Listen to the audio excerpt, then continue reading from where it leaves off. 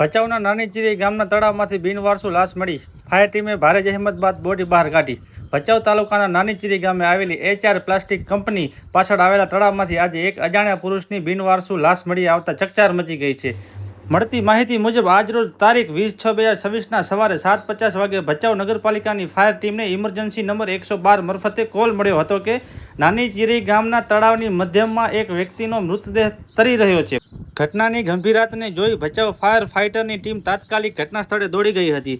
તળાવ ઊંડો હોવા છતાં ફાયર ટીમે ભારે જહેમત ઉઠાવીને સ્થાનિક પોલીસની મદદથી મૃતદેહને પાણીમાંથી સુરક્ષિત રીતે બહાર કાઢ્યો હતો અને ત્યારબાદ બોડીને PM પોસ્ટમોર્ટમ અર્થે તાત્કાલિક હોસ્પિટલ ખાતે ખસેડવામાં આવી હતી।